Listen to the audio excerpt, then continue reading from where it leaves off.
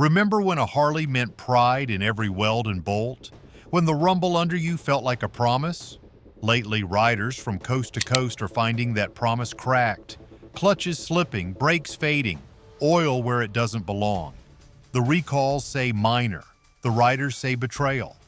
Stick around, because the proof's not in a headline, it's buried in Harley's own paperwork, and once you see it, you'll never look at that badge the same, the badge and the betrayal. We grew up believing Harley-Davidson wasn't just another motorcycle brand. It was a handshake across generations, a chrome and steel promise that American pride still had a pulse.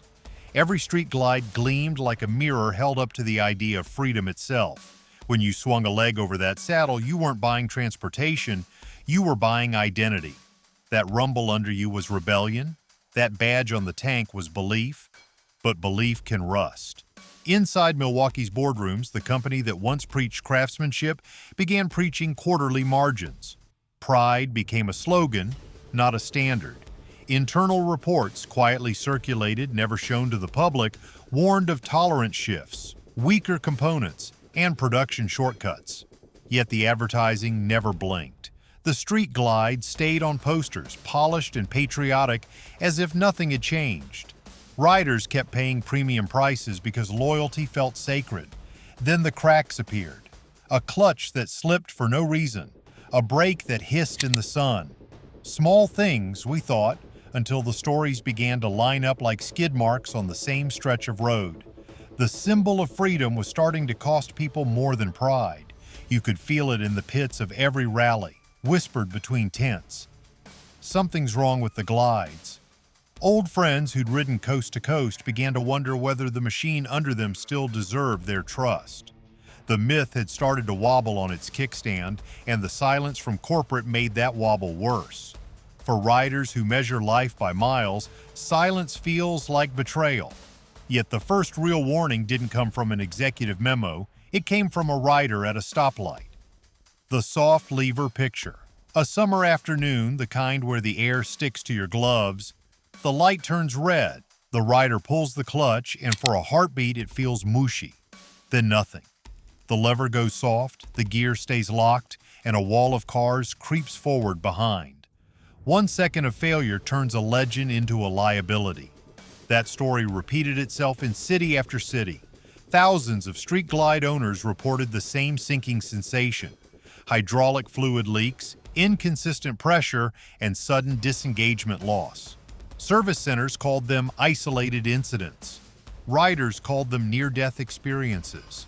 The first recall letters arrived wrapped in careful language, calling it a hydraulic adjustment issue.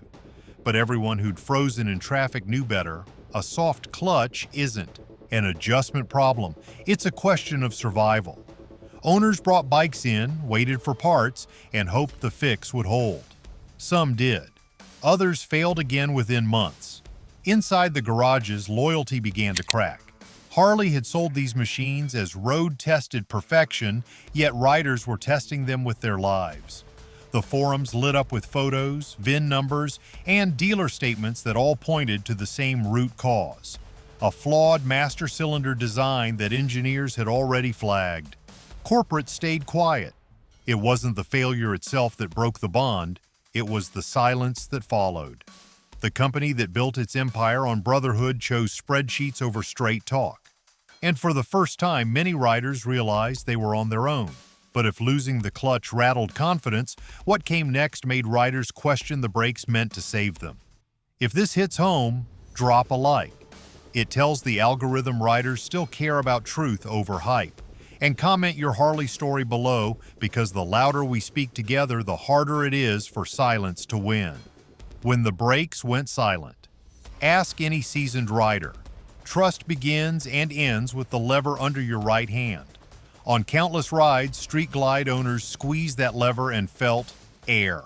No pressure, no bite, just an eerie float as the bike rolled toward a light that wasn't turning green fast enough. The anti-lock system, meant to protect lives, was betraying them in real time. The culprit was simple but devastating.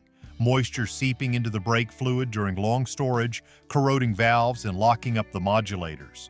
Some owners learned the hard way, skidding across intersections while the company drafted its next statement. Others were luckier. They caught the fade early and paid out of pocket for flushes their warranty wouldn't cover. Official recall notices came later, dressed in technical phrasing that muffled the fear riders had already lived through. Harley called it maintenance oversight. Riders called it negligence. A motorcycle that can't stop isn't a maintenance problem. It's a moral one. On touring machines weighing over 800 pounds, a failed brake isn't an inconvenience. It's a brush with the afterlife. Riders who'd once bragged about engineered for freedom started carrying their own brake bleed kits. And yet, the public story stayed sanitized. Corporate spokespeople stressed the importance of routine care as if disciplined owners were to blame. That narrative insulted everyone who knew the truth. Design flaws don't respect maintenance schedules. What used to be trust between rider and brand had turned into cross-examination. But even when the brakes held, another danger was leaking right beneath our boots. Before we roll deeper, gear up right. I've linked solid riding gear and accessories in the description. Stuff built for real roads, not boardrooms. Now, back to it. Oil under the boot. It began as a stain on the garage floor, a dark half-moon that every Street Glide owner hoped was nothing. Then came the smell of burning oil and the shimmer of smoke curling from under the footboard. At highway speed, that shimmer turned into terror. The oil line clamp, a small piece of metal no wider than a finger, was giving up under pressure. When it failed, oil sprayed the rear tire. One wrong lean, one reflexive brake, and the road claimed another scar. For years, Harley brushed off the reports as normal wear, but insiders later revealed the part had failed internal stress tests long before production. Redesigning it would have cost a few dollars per bike and delayed shipments. Instead, management approved a cheaper clamp and rolled the line forward. Riders paid the difference with hospital bills and wrecked machines. The recall came late, using words that dulled its severity. A potential oil leak may occur. To the men and women who'd gone down because of it, that phrasing was a slap. Oil isn't potential when it's on your tire, it's physics. Forums filled with pictures of shredded gaskets and scorched boots. Mechanics posted workarounds, tightening clamps by hand, trying to out-engineer the factory that should have done it right. That was the breaking point. Pride turned to anger, anger to clarity. The legend we trusted had chosen profit margins over road safety. The chrome still gleamed, but beneath it lay compromises welded into every seam. For riders who define freedom as responsibility, that realization hit harder than any crash. The real story wasn't in the oil, it was in the paperwork. The hidden memos. When the first internal documents surfaced, they didn't come from a journalist or an investigator. They came from inside. Someone with access to the engineering servers quietly copied a set of meeting notes, red-line drawings, and budget approvals. What those pages revealed turned rumor into record. The Street Glide's problems hadn't slipped through the cracks. They had been signed, stamped, and scheduled. Inside the memos, engineers warned about failing components months before the public ever heard a word.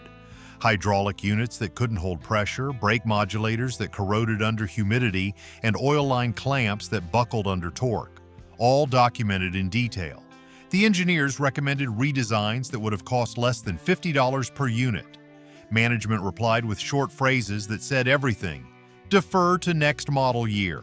Cost impact not justified. Proceed under current spec. Dozens of internal emails revealed a chilling pattern. Safety warnings acknowledged, then buried. One memo read, "Customer failure probability acceptable within warranty cycle, reducing lives to math." When leaks surfaced, loyal employees felt betrayed as Harley dismissed them as misinterpreted. Engineers countered, the sequence was undeniable. Test, fail, warn, ignore, ship. And when the bikes failed on the road, Harley had already prepared its next line of defense. Not a fix, but a form letter. Warranty games. When riders brought broken machines into dealerships, they expected help. Instead, they entered a maze built to wear them down. The warranty system looked like customer service from the outside, but inside it ran on quotas. Leaked training slides showed regional managers telling service reps to maintain a specific percentage of claim denials each quarter. Every approved repair meant lost profit. Every denial protected the margin. The language in those letters was polished but hollow. abuse-related failure, aftermarket modification, improper maintenance. Riders who had never changed a bolt still saw their coverage voided. One owner in Missouri sent in photos proving every service had been done at a certified dealer. His claim for a failed clutch was rejected because his tires were not original brand specification. That's how tight the net was woven. Even more revealing were the reclassification guides used internally. They listed keywords to justify turning a valid claim into an invalid one. If a part showed normal wear, label it customer fatigue. If fluid appeared discolored, call it maintenance neglect. It was a playbook written not to fix bikes, but to fix balance sheets. Riders began to realize that without documentation, they had no defense. Those who kept meticulous maintenance logs and photos managed to push claims through. Others learned the hard way that emotion meant nothing in corporate language. Paperwork was power, and the system was designed to make sure riders didn't have enough of it. Dealers caught in the middle faced their own quiet pressure. If their approval rates exceeded targets, they risked losing manufacturer bonuses. That's why many stopped fighting for customers. They couldn't afford to. It was a cold truth. The same company that preached brotherhood had written algorithms to limit compassion, and that left the local dealerships, the front lines of the Harley experience, fighting battles they didn't start. Dealers in the crossfire walk into a small-town Harley dealership today, and you can still feel the tension. Behind the coffee counter and chrome displays, service techs are juggling back orders, angry calls, and silent guilt. They know the riders by name. They've seen the crashes, heard the near-miss stories, and replaced the same parts over and over. But corporate policy ties their hands. A veteran service manager in Kansas described waiting 4 months for replacement clamps after a recall. Customers called daily, asking when they could ride again. The official response script told him to reassure the client of our ongoing commitment to safety. He wanted to scream. How can you reassure anyone when the part doesn't exist? Former employees confirmed forum claims, admitting rider data often reached corporate faster online than through official channels. The movement's strength was precision, every screenshot and timestamp turning frustration into proof. By year's end, riders mapped recalls before Harley did, forcing media attention and cracking corporate silence. Still, they knew the real reckoning hadn't begun. That loyalty from the ground up kept the culture alive when the top refused to listen. But even their honesty couldn't stop what was coming. When corporate walls closed in, the truth found a new home. Not in offices, but in garages lit by laptop screens. The forum detectives. When the official channels failed, riders built their own. What began as small threads on enthusiast sites turned into full-scale investigations. Night after night, Street Glide owners compared serial numbers, service dates, and failures. One rider in Texas built a spreadsheet of over 300 cases. Another in Pennsylvania matched VIN patterns to production weeks. Within months, a grassroots database existed that made Harley's own records look shallow.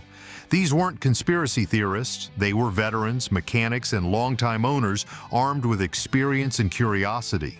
They noticed how every clutch failure came from a specific range of part numbers. They spotted identical corrosion marks on brake valves from the same supplier batches. When their findings hit the forums, other riders confirmed them with photos, receipts, and inspection notes. The digital garage became a courtroom, and evidence poured in faster than Harley's PR team could react. Former employees confirmed forum claims, admitting rider data often reached corporate faster online than through official channels. The movement's strength was precision, every screenshot and timestamp turning frustration into proof. By year's end, riders mapped recalls before Harley did, forcing media attention and cracking corporate silence. Still, they knew the real reckoning hadn't begun. But proof on a screen wasn't enough. Numbers had to hurt. The price of distrust for decades, owning a Harley meant holding value. Riders used to joke that their street glides were better investments than their trucks. You could buy one, ride it for 10 years, and still sell it for nearly what you paid. But once the defects and recalls hit daylight, that iron guarantee melted.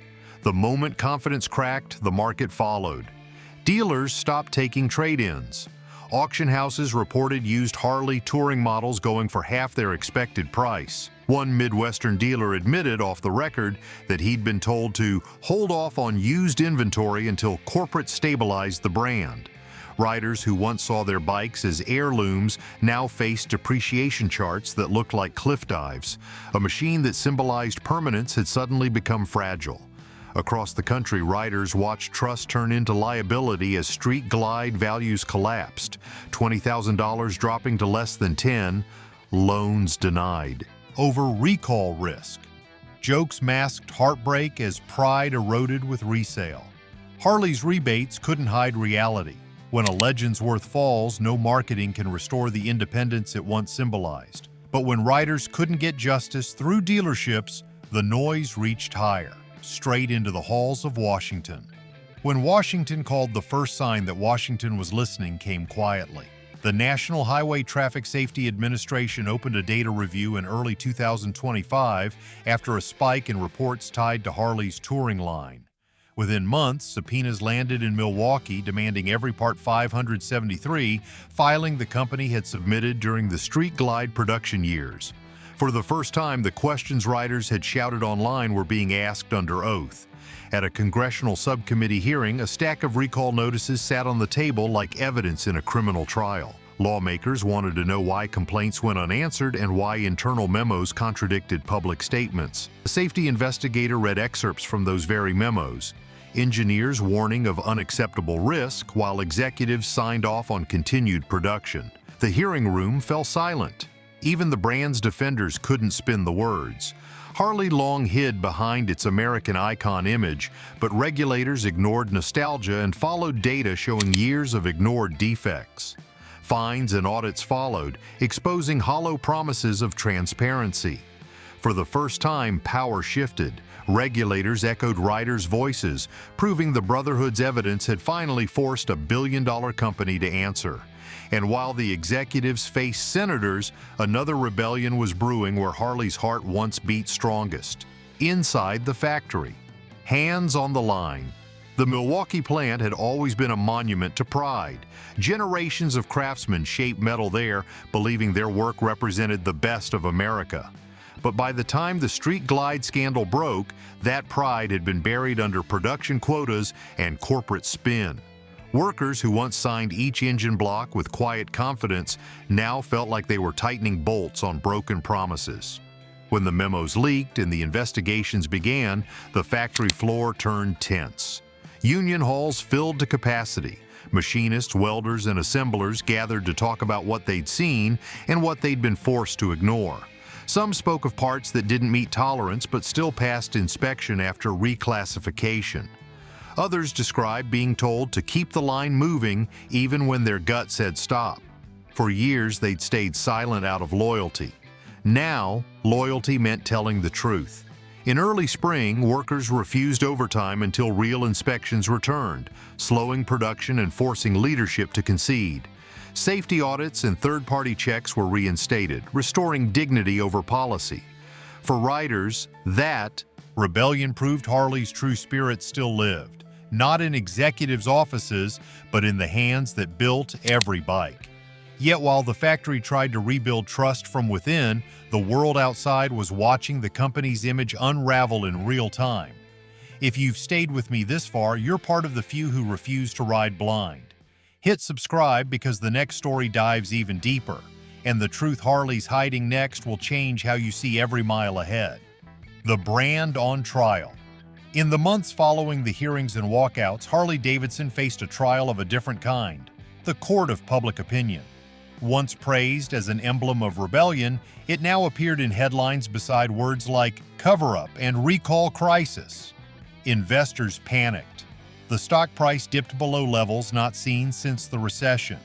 Analysts began using phrases such as brand erosion and legacy fatigue. The company's greatest asset, its legend, had become its heaviest burden. At trade expos that year, the atmosphere felt different. The crowd was quieter, the applause hesitant. Riders still showed up wearing their patches, but the questions had changed. They weren't asking about horsepower or color options. They were asking if the next model could be trusted. Harley executives delivered polished speeches about new beginnings, yet behind every promise hovered the ghosts of ignored memos and broken clutches. Media once praising Harley now exposed its contradictions, and even loyal ambassadors withdrew support. As trust collapsed, independent builders thrived, crafting honest machines that riders embraced. Harley's rebellion became imitation, driving customers to true rebels. The brand's real loss wasn't profit, but faith. The roar now echoed truth, not legend, but the cracks in one icon shook the whole industry. Beyond the Street Glide. When riders first uncovered the Street Glide's hidden defects, many hoped the problem stopped there. But as reports surfaced from owners of other touring platforms, that hope faded fast. The same hydraulic failures, oil line leaks, and braking inconsistencies began appearing across the Electra Glide, Road King, and Ultra Classic lines. The pattern wasn't coincidence, it was design. Internal documents confirmed that Harley reused core components across models to reduce manufacturing costs. The same master cylinder that failed on Street Glides also lived inside other touring bikes. A recall issued for one model was quietly brought into others under different campaign codes. It looked efficient on paper, but in reality it spread the weakness across the lineup like a crack running through steel. Even premium CVO editions showed the same hidden defects, proving the Street Glide scandal was systemic, not isolated. Analysts confirmed Harley had replaced Craftsmanship with shared parts, betting on loyalty to mask shortcuts. That illusion shattered when riders realized they hadn't bought individuality or engineering, they'd merely purchased a replicated template. But while Harley struggled to contain the fire, the rest of the motorcycle world started using it as fuel. How the industry reacts. When an empire stumbles, competitors smell opportunity. Within months of Harley's scandal breaking wide, rival manufacturers began reshaping their marketing. Indian Motorcycles rolled out campaigns emphasizing tested trust, a direct jab without naming names. Japanese touring brands released ads focusing on reliability and engineering integrity, using phrases like precision never compromised. Even smaller American builders used the moment to reclaim patriotism, branding their bikes as hand-built with honesty. Insurers adjusted just as quickly. Several major providers quietly increased premiums for Harley touring models produced between 2014 and 2024. Policy documents cited manufacturer-related risk factors. Riders opening renewal notices felt the sting twice, first at the dealership, then in the mailbox. The brand's name, once a badge of prestige, had become a liability code. Dealers saw trade-ins surge and offered Harley recovery programs as resale values collapsed, flooding auctions and shaking the market. Aftermarket brands shifted from customization to restoration. Across the industry, the message was clear. Heritage means nothing without accountability. Harley didn't need competitors to ruin its image, it managed that itself. And while the market recalibrated, lawmakers began sharpening their focus on something riders had been demanding for years: the right to fix what they own. Law, policy, and the right to repair. As the dust settled, legal reform became the next battlefield. The Street Glide scandal had proven that secrecy and restricted access could put riders in danger. That realization fueled a wave of legislative proposals across the United States aimed at strengthening the right to repair. No longer was it just about tractors and phones, now motorcycles were part of the debate. The Federal Trade Commission stepped in first, issuing guidance that condemned manufacturers for limiting diagnostic access and software updates. Harley's name wasn't explicitly mentioned, but every example in the report mirrored the company's practices: encrypted service codes, proprietary tools, and voided warranties for independent repairs. What had once been dismissed as technical policy was now recognized as consumer control. The industry will recover as bikes evolve and trust rebuilds through transparency, not slogans.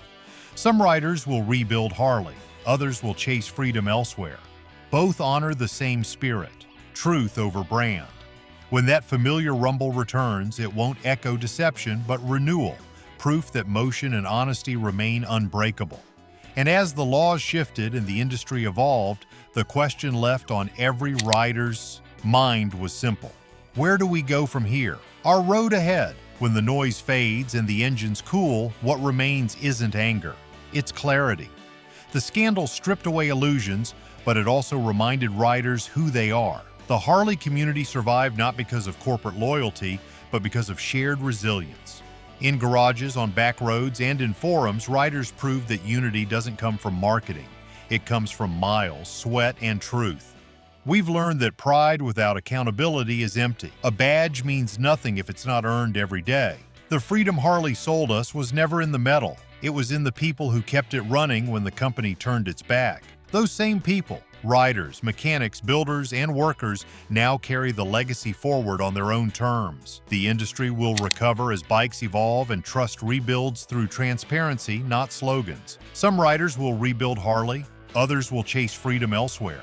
Both honor the same spirit, truth over brand. When that familiar rumble returns, it won't echo deception but renewal, proof that motion and honesty remain unbreakable. The story began with a crack in a badge, but what remains is unbreakable. Riders who finally took the legend back. At the end of the day, a badge only means something if the people behind it still believe in what they build.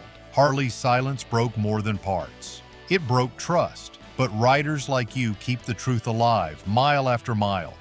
If this hit home, hit that like button, drop your year and model down in the comments and tell us what really happened with your bike.